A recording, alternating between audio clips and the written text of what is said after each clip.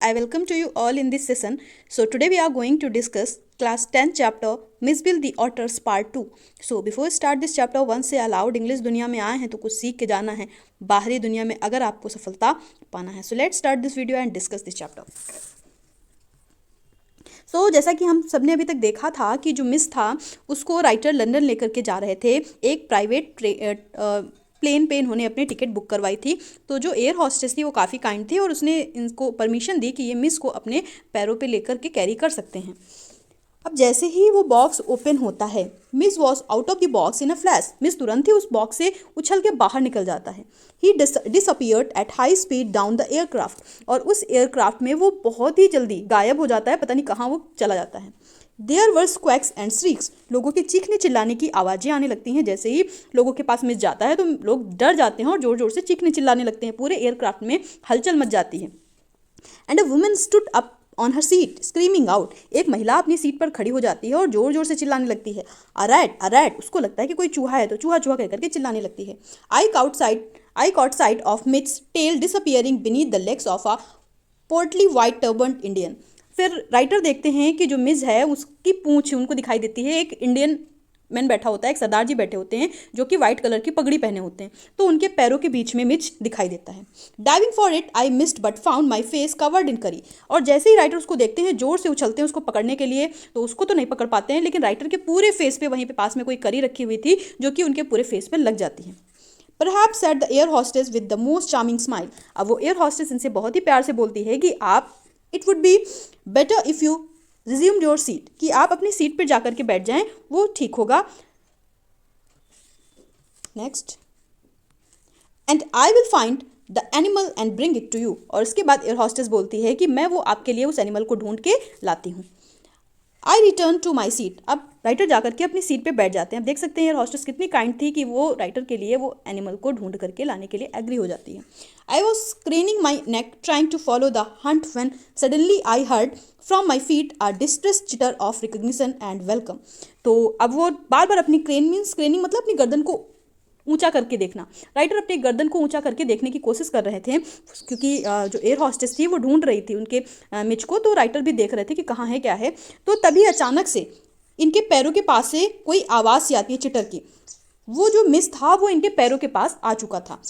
And Mij bounced on to my knee and began to nuzzle my face and my neck. अब क्योंकि पूरी flight में वो सिर्फ राइटर को ही पहचानता था इसलिए राइटर के पास वो सबसे बचने के लिए, जब इतने सारे लोग उसको ढूंढने में लग जाते हैं तो वो सबसे बचने के लिए राइटर के पास आ जाता है और उछल के उनकी गोद में बैठ करके अपने नोज से उनके पूरे माउथ पर मूवमेंट करने लग जाता है, बिल्कुल फेमिलियर वे में. नेक्स्ट. यहाँ से स्टार्ट होता है पार्ट 4. अभी पार्ट 4 में जो राइटर हैं वो लंदन पहुंच चुके हैं. Miss and I remained in London for nearly a month. लगभग 1 महीने तक मिस और राइटर दोनों साथ में लंदन में रुकते हैं. He would play for hours with a selection of toys. अब जो मिस है वहाँ पर कई सारे सिलेक्टेड टॉय के साथ घंटों तक खेलता रहता है. उसके पास कौन कौन से टॉयज हैं? वो है ping pong balls, marbles, rubber fruit and a terrapin shell. Terrapin shell आप जानते हो क्या होता है?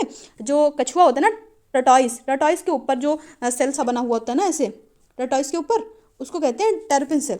तो उसके साथ ये खेलता है. I had brought back from his native Marses.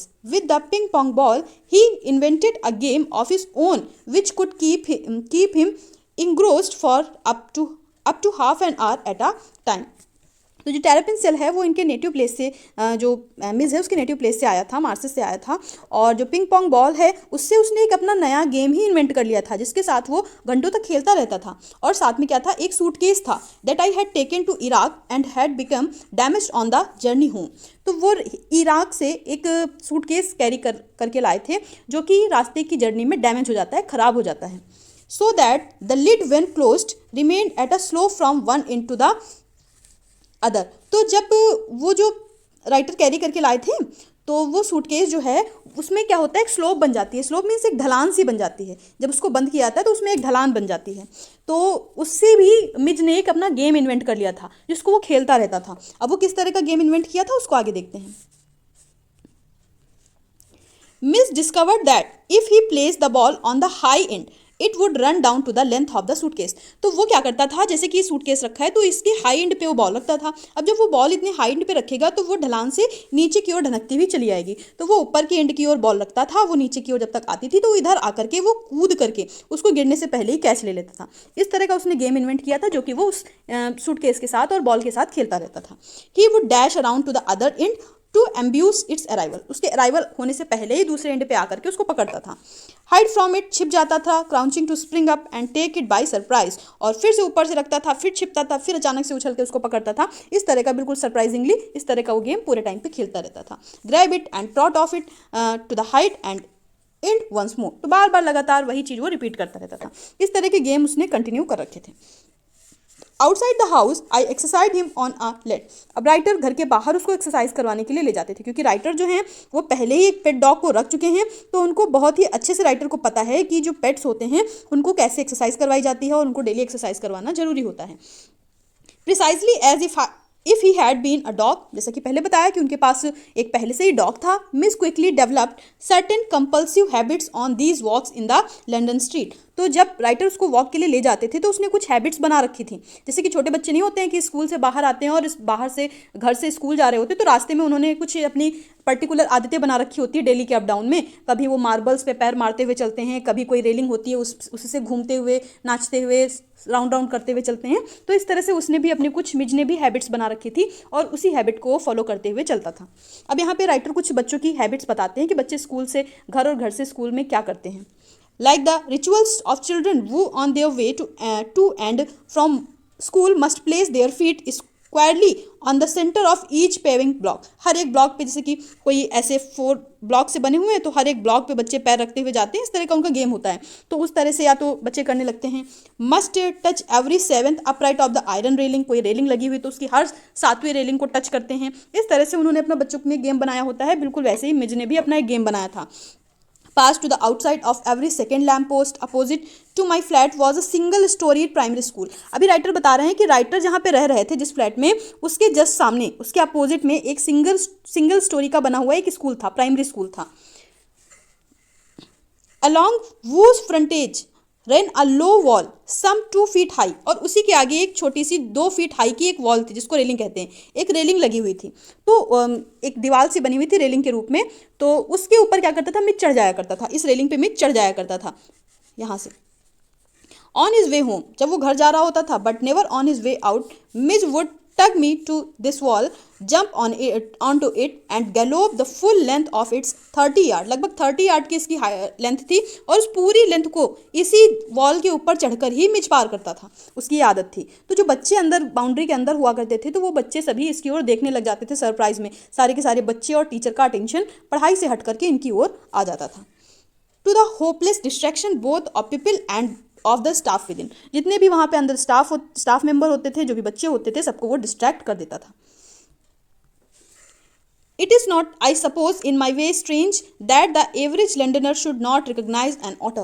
काफ़ी मतलब राइटर के लिए कोई स्ट्रेंज बात नहीं है कि जितने भी लंदन के पीपल थे वो एक ऑटर को रिकोगनाइज नहीं कर पाते थे, क्योंकि उन्होंने कभी ऑटर्स नहीं देखे थे। The variety of guesses as to what kind of animal this might be as a surprise to me. कई सारे लोग डिफरेंट काइंड के गेस करते थे। जब वो मिस को देखते थे तो सभी अपने अपने तुक्के लगाते थे, अंदाजा लगाते थे। कोई कहता था अरे ये तो बिल्ली है, कोई कहता था नहीं नहीं नहीं ये तो नेवला है, कोई कहता था नहीं नहीं नहीं ये तो चुचुंदर है। मीन्स अलग अलग काइंड्स के, कोई कहता था लेपर्ड है, कोई कहता था कुछ है, कोई कहता नहीं कोई डॉग है, तो कुछ वाटर एनिमल्स जैसे सील वगैरह हो गई। उस तरह के लोग गेसेस लगाते थे कि नहीं ऐसा एनिमल है, ऐसा एनिमल है। इस तरह के लोग गेस लगाते रहते थे। Otters belong to a comparatively small group of animals called mustelines. जो ऑटर्स होते हैं, छोटे एनिमल्स जिनको मस्टलिन कहते हैं, उसके ग्रुप से बिलोंग करते हैं। Shared by the badger, mongoose, weasel, stoat, mink and others, ये सभी ऑटर की फैमिली से बिलोंग करते हैं। I face a continuous barrage of conjectural questions. लोग डिफरेंट काइंड के क्वेश्चंस करते थे। क्या थे देखते हैं। Spread all the mustelines but the otter. More random guesses hit on a baby seal. कोई कहता था अरे ये तो एक बेबी सील है, कोई कहता था नहीं नहीं नहीं ये तो स्क्वायरल है। इज दैट अ वॉलरस, कोई कहता था कि ये वॉलरस है। Mister reduce my giggles and outside a dog show I heard a hippo. किसी ने तो कह दिया कि ये एक हिप्पो है। बियर कब, कोई कहता था कि कोई बियर कब है, कोई कहता था लेपर्ड है। One apparently that had change it's spot, कोई कहता था कि लेपर्ड है लेकिन उसके स्पॉट्स अब नहीं रह गए, स्पॉट्स गायब हो गए हैं। और किसी ने तो कह दिया कि ये ब्रोंटोसॉर है, मीन्स डायनासोर की प्रजाति का है। इस तरह के लोग लंदन में गेसेस करते रहते थे क्योंकि लंदन के लोगों ने कभी भी ऑटर नहीं देखा था। Which was anything but an order, उन लोगों के लिए मिच एक ऑटर नहीं था, बाकी सब कुछ था, है ना। वो बस उसको ऑटर नहीं कहते थे, बाकी उन लोगों ने उसके सारे ही नाम रख दिए थे, सारे ही एनिमल्स गेस लगा दिए थे। But the question for which I awarded the highest score come from a labourer digging a hole in the street, लेकिन सबसे सरप्राइज कर देने वाली जो बात थी वो एक लेबरर था जो कि एक स्ट्रीट में एक होल कर रहा था, एक होल को खोद रहा था, एक गड्ढा खोद रहा था, एक लेबर था। तो सबसे ज़्यादा सरप्राइज उसने राइटर को किया। उसने क्या किया? I awarded the highest score, means यहाँ तक तो हो गया था। I was still far from him when he laid down his tool, तो जब राइटर उसके पास से गुजरे, अभी भी उससे काफ़ी दूर थे, तो उसने जिस टूल से वो गड्ढा कर रहा था ना, उस टूल को उसने ज़मीन पे रख दिया। Put his hands on his हिप्स, अपने हाथों को अपने कमर पे रखा, एंड बिगेन टू स्टेयर, और घूरने लगा। एज आई ड्रीव नियरर, जैसे ही राइटर उसके पास पहुंचे, आई सॉ हिज एक्सप्रेशन, तो राइटर ने उसके एक्सप्रेशन देखे ऑफ सरप्राइज, वो काफ़ी सरप्राइज में था। And affront as though he would have me know that he was not one upon whom to play jokes, ऐसा लग रहा था कि जैसे राइटर ने कोई जोक प्ले किया हो।